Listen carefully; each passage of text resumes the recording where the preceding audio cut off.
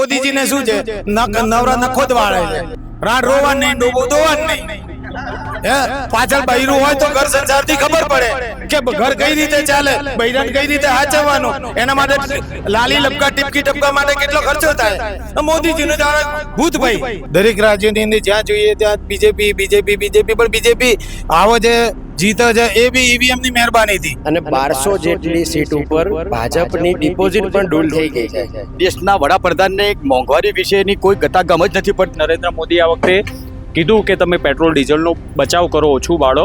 એના બીજા ત્રીજા દિવસે અહીંયા સોમનાથમાં એમને કાર્યક્રમ રાખ્યો હતો. એ અંતર્ગત 5000 બસો ગુજરાતના વિવિધ જિલ્લાઓમાંથી મૂકવામાં આવી હતી અને લોકોને બોલાવવામાં આવ્યા હતા. જ્યારે દેશ પર કોઈ પણ આપત્તિ આવી ત્યારે મોદીજી ક્યારે દેશમાં હાજર રહ્યા નથી. નહીં તો ગાંધી ચિંધ્યા માર્ગે આમ આદમી પાર્ટી આંદોલન કરવા તૈયાર છે. ભાજપની સરકારો ત્યાં ફરીથી જો બેલેટ પેપરથી ઇલેક્શનો થાય તો બધી જગ્યાએ આમ આદમી પાર્ટી અથવા અન્ય બીજી પાર્ટીઓ પણ આવી શકે.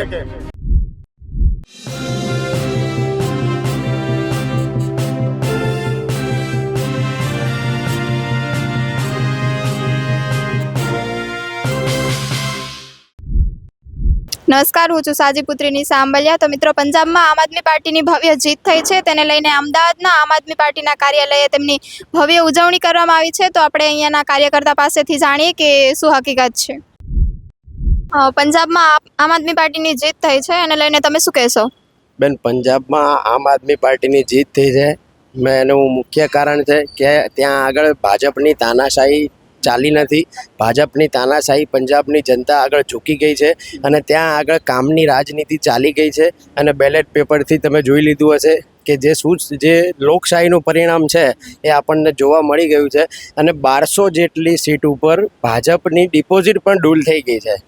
એ બહુ મોટી શરમજનક વાત છે. જે વિશ્વગુરુ કહેવાય પોતે અને વિશ્વની સૌથી મોટી ભાજપ જે પાર્ટી કહેવાય, ત્યાં આગળ ઈડી પાર્ટીના નામે ઓળખાય છે. આ ઈડી પાર્ટીની ડિપોઝિટ 1200થી પણ વધારે લોકોની જપ્ત થઈ ગઈ છે. બહુ મોટી શરમજનક વાત છે ભાજપ માટે. તો જો કદાચ એ લોકો હવે શાનમાં સમજી જાય તો એમણે ધીમે રહીને સત્તા છોડી દેવી જોઈએ. હવે લાગે છે આવનારા વર્ષમાં તમારી પણ જીત થાય, અહીંયા પણ ગુજરાતમાં પણ આમ આદમી પાર્ટીની જીત થાય એવું લાગે? 100% બિલકુલ બેન. ગઈ ટર્મની ચૂંટણી હતી આપણી સ્થાનિક સ્વરાજ્યની, એના કરતાં આ વખતે અમારું ઘણું બધું સારું પરિણામ છે. ગઈ વખત અમારી 72 સીટ હતી, આ વખતે 550 જેટલી સ્થાનિક સ્વરાજ્યમાં આમ આદમી પાર્ટીની સીટો છે અને જનતા હવે આમ આદમી પાર્ટીને સ્વીકારે છે. હવે બીજી તરફ જોઈએ તો અત્યારે મોંઘવારી આસમાને પહોંચી ગઈ છે, એમાં પણ પેટ્રોલ ડીઝલના ભાવ વધી ગયા છે. લાગે છે સરકાર કઈ જોશે આપણા સામે એવું લાગે? ચોક્કસ સરકારને જોવું જ પડશે. નહીં તો ગાંધી ચિંધ્યા માર્ગે આમ આદમી પાર્ટી આંદોલન કરવા તૈયાર છે અને જનતાની સાથે દરેક પરિસ્થિતિમાં ખડે પગે ઊભી છે. એટલે સરકારને ઝૂકવું જ પડશે. પેટ્રોલ ડીઝલની બચતને લઈને મોદીજીએ કીધું હતું કે હમણાં વિદેશ પ્રવાસ ને એવું બધું ટાળજો, ઓછું કરજો, એવું પેટ્રોલ ડીઝલનો ઉપયોગ ઓછો થાય. તો હમણાં ફરીથી તેઓ ફ્રાન્સના પ્રવાસે જઈ રહ્યા છે, એને લઈને શું કહેશો તમે? બેન, મોદીજીએ જ્યારે કહ્યું હતું ત્યારે મોદીજી પોતે તો ગયા ફ્રાન્સના પ્રવાસે. એમની સાથે સાથે આપણા ડેપ્યુટી સીએમ પણ બહાર દેશના પ્રવાસે નીકળી ગયા છે. અને જ્યારે દેશ પર કોઈ પણ આપત્તિ આવી ત્યારે મોદીજી ક્યારે દેશમાં હાજર રહ્યા નથી તેનો પ્રત્યક્ષ પુરાવો છે. એટલે એમાં કંઈ કહેવા જેવું છે નહીં, એ પોતે જ સમજવા જેવું છે. તમે શું કહેશો પંજાબમાં આપની જીત થઈ એને લઈને? પંજાબમાં જે આમ આદમી પાર્ટીની જીત થઈ છે એનું મુખ્ય કારણ હતું બેલેટ પેપર દ્વારા જે મતદાન થયું છે. જો આ જ પદ્ધતિ અનુસરીને આવનારા સમયમાં ભારત દેશના વિવિધ રાજ્યોમાં જો ચૂંટણી પંચ દ્વારા ચૂંટણી યોજવામાં આવે તો નિષ્પક્ષ મત મળશે. અને બેલેટ પેપર દ્વારા જો ચૂંટણી યોજાશે તો ભાજપના લગભગ જે અત્યારે 21 થી 22 રાજ્યોમાં એમની સરકાર છે એમાંથી લગભગ 2 કે 3 રાજ્યોમાં એમની સરકાર બચશે. બાકી દરેક જગ્યાએ ભાજપના ચોપડા સાફ થઈ જશે. ને મોંઘવારીને લઈને શું કહેશો? લાગે છે સરકાર કશું જે સામાન્ય માણસ છે એના સામું જોઈને કંઈ નિર્ણય લે એવું? આપણા દેશના વડાપ્રધાન નરેન્દ્ર મોદી જ્યારથી દેશના વડાપ્રધાન બન્યા છે ત્યારથી દરેક બાબત હોય, કોરોનાની મહામારી હોય, જીએસટીની બાબત હોય, મોંઘવારીની બાબત હોય, કોઈ બી બાબત હોય, એ બધો બોજ જનતા પર નાખી દીધો છે. લાસ્ટમાં આવીને એમ જ કહી દે છે કે તમે એ અનુસરો, તમે આમ કરો. પણ જોવામાં આવે તો જ્યારે નરેન્દ્ર મોદી આ વખતે કીધું કે તમે પેટ્રોલ ડીઝલનો બચાવ કરો, ઓછું બાળો, એના બીજા ત્રીજા દિવસે અહીંયા સોમનાથમાં એમને કાર્યક્રમ રાખ્યો હતો. એ અંતર્ગત 5000 બસો ગુજરાતના વિવિધ જિલ્લાઓમાંથી મૂકવામાં આવી હતી અને લોકોને બોલાવવામાં આવ્યા હતા. ત્યારે પોતે કરવાની વાત આવે ત્યારે કરતા નથી અને બહુ જ લોકો પર નાખે છે. તો જોવામાં આવે તો એમને 5000 બસો ના બોલાવી હોત, 5000 બસોમાં ઈંધણ ખાસું એવું બળ્યું હશે તો એ બી દેશનું નુકસાન જ છે ને આવનારા સમયમાં. હા, તમે શું કહેશો? आप क्या बोलना चाहते हो, आपकी जीत हुई है पंजाब में? पंजाब में देखिए जीत बहुत बड़ी बात है। और सबसे बड़ी चीज़ कि ईवीएम को हटा के बैलेट पेपर लाया गया। बैलेट पेपर में थोड़ा सा भले ही समय लगता है, लेकिन जो परिणाम है वो निष्पक्ष आएगा। एक पार्टी ईवीएम में क्या है, ईवीएम में बहुत सारे लोगों का अलग अलग कंप्लेन है कि भाई ईवीएम में कुछ भी हो सकता है, मोबाइल हैक हो सकता है तो ईवीएम भी हैक हो सकता है। दैट मीन बैलेट पेपर के हिसाब से परिणाम आया है, काफ़ी अच्छा है। और यह एक शुभ संकेत है कि हम गुजरात में भी हो सकता है अगले साल परचम लहराए। धन्यवाद। लगता है आएगी आप गुजरात में? हाँ, क्यों नहीं।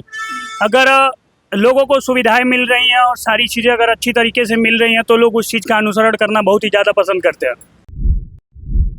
પંજાબમાં આપની જીત થઈ છે, શું કહેશો એને લઈને તમે? પંજાબની અંદર અમને તો આનંદ છે, બહુ ઘણો બધો આનંદ છે કે પંજાબની અંદર ત્યાંની જનતાએ કામની રાજનીતિને જે મહત્ત્વ આપી અને ત્યાં આટલી સ્પષ્ટ બહુમતી જેને કહેવાય એ બહુમતીથી સ્પષ્ટ ત્યાંના જનતાએ જીતી લાવ્યા છે. બરાબર છે. ત્યાં તમે જુઓ તો ભાજપ ચોથા નંબર ઉપર છે. બરાબર છે.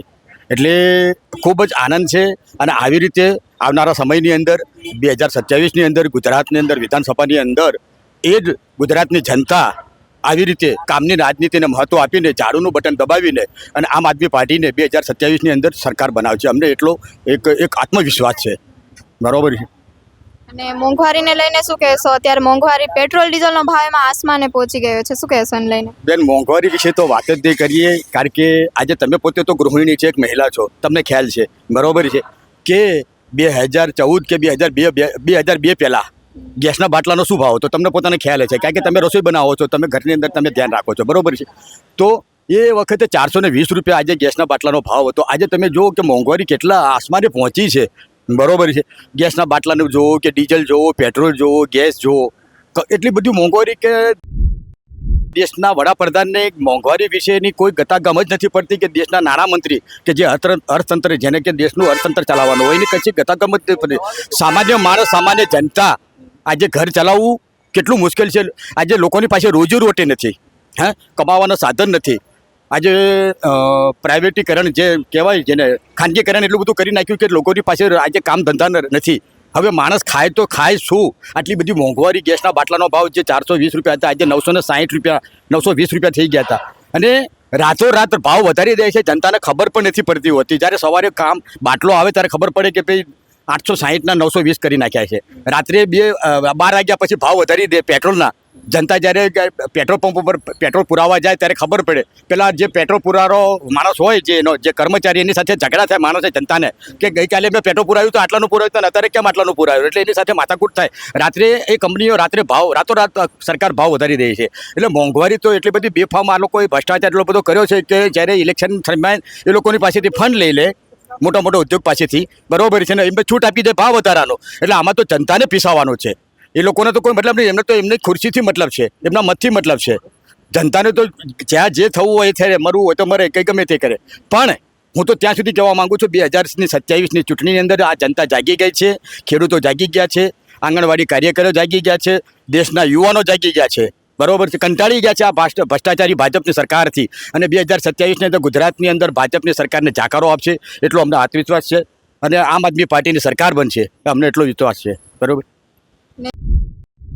શું કહેશો પંજાબમાં આમ આદમી પાર્ટીની જીત થઈ એને લઈને? પંજાબમાં આમ આદમી પાર્ટીની જીત લઈને ખરેખર તો લોકોમાં જાગૃતતા એટલી બધી વધી ગઈ છે કે ખરેખર જે ચીજની જરૂર હતી એ જ આ વખતે થયું છે. દરેક રાજ્યોની અંદર જ્યાં જોઈએ ત્યાં બીજેપી પણ બીજેપી આવો છે, જીતે છે, એ બી ઈવીએમની મહેરબાનીથી.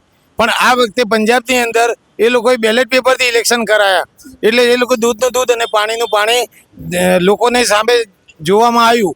એટલે આ રીતે દરેક રાજ્યોમાં જ્યાં જ્યાં આપણે ભાજપની સરકાર હોય ત્યાં ફરીથી જો બેલેટ પેપરથી ઇલેક્શનો થાય તો બધી જગ્યાએ આમ આદમી પાર્ટી અથવા અન્ય બીજી પાર્ટીઓ પણ આવી શકે. પણ બીજેપી એમ કહે છે કે અમારી બહુમતી છે, અમારી વાહ થાય છે, અમારો જાદુ ચાલે છે. પણ એવો કોઈ જાદુ ચાલતો નથી. પણ પંજાબમાં એમની કામગીરી જોઈને જનતાએ એમને વોટ આપ્યા છે. એ રીતે એમની સરકાર બની છે. ને મોદીજી હમણાં થોડા સમય પહેલા કીધું હતું પેટ્રોલ ડીઝલની બચત કરો, ત્યારે એ જ ફરીથી વિદેશ પ્રવાસ જઈ રહ્યા છે ફ્રાન્સ. એને લઈને શું કહેશો? આ યોગ્ય છે? મોદીજીને ખાલી વાતો જ કરવી છે. મોદીજીએ કોઈના ગરીબના ઘરમાં જઈને ઝાંખ્યું છે?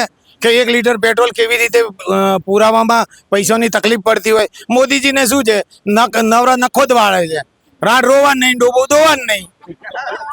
પાછળ બૈરું હોય તો ઘર સંસારથી ખબર પડે કે ઘર કઈ રીતે ચાલે, બૈરાને કઈ રીતે હાચવવાનું. એના માટે લાલી લપકા ટીપકી ટપકા માટે કેટલો ખર્ચો થાય. મોદીજીને જાણે ભૂત ભાઈ, મોદીજીને શું લેવા દેવા. અને તો એક જ વસ્તુ દેખાય છે, આલિશાન સારા વિમાનોમાં ફરવાનું અને વિદેશી યાત્રા કરવાનો, સારા મશરૂમ ઠોકવાનું. આ આવડે, બીજું કશું આવડતું નથી. અને બીજું કે એને એ બી ખબર નથી કે ખરેખર જનતાને શેની જરૂર છે. બસ જ્યાં ત્યાં બસ એમને ને એમની મરજી ભાવે એ રીતે રહે છે અને વિદેશી યાત્રા કરતા ફરે છે અને પબ્લિક એમને મોંઘવારીમાં પીસાઈ જાય છે. અને ડીઝલ પેટ્રોલની તો વાત જુદી છે. સૌથી મોટામાં મોટો જે ચોર પ્રકારનો ટેક્સ છે ને તો એ આપણા ગુજરાતમાં છે. કારણ કે જ્યારે 30 રૂપિયાની પડતર કિંમત હોય એની ઉપર 45 રૂપિયા આ લોકો વેટનો લે છે ગુજરાતનો. શું અમે મૂર્ખ થોડી છે પબ્લિક? પણ આનો જાકારો જ્યારે પણ બેલેટ પેપરથી ઇલેક્શન થશે ત્યારે એનું દૂધનું દૂધ અને પાણીનું પાણી ગુજરાતમાં પણ જોવા મળશે. લાગે છે 2027માં આમ આદમી પાર્ટીની સરકાર બનશે એવું? હા, મહેનત કરીશું અને પબ્લિકની અંદર ઘેર જઈ અને જે વસ્તુની લોકોને તકલીફો પડે છે અને જ્યાં સમસ્યાઓ છે એનું નિરાકરણ કરીશું અને લોકોને જાગૃત કરીશું અને કહીશું કે અત્યાર સુધી બીજેપીની સરકારે રહી, અત્યાર સુધી જનતાને શું ફાયદો પહોંચાડ્યો. જ્યારે ને ત્યારે પબ્લિક મોંઘવારીમાં પીસાતી જ ગઈ છે. ક્યાંય પબ્લિકને કોઈ રીતે ફાયદો થયો નથી. ક્યાંય પણ સરકારી કચેરીઓમાં જાય તો અધિકારીઓની દાદાગીરી વધી ગઈ છે. અધિકારીઓ પૈસા જેવા કામ કરતા નથી. અને જ્યારે નેતાઓને કહેવા જઈએ તો ત્યારે એ લોકો એમ જ કહે છે, ભાઈ આ તો સરકાર છે, તમે તમારી રીતે ફોડી લો. તો શું અમે લૂંટાવા માટે પેદા થયા છે? અમારું એમ કહેવું છે.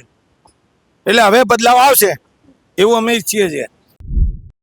તો આ હતા આમ આદમી પાર્ટીના કાર્યકર્તાઓ, જેમની સાથે આપણે વિવિધ મુદ્દે વાત કરી છે. તમે આ વિશે શું વિચારો છો? કોમેન્ટ બોક્સમાં કોમેન્ટ કરીને જરૂરથી જણાવજો. અત્યાર માટે બસ આટલું જ. અમદાવાદથી સહયોગી નિરાલી સાથે હું નિશા.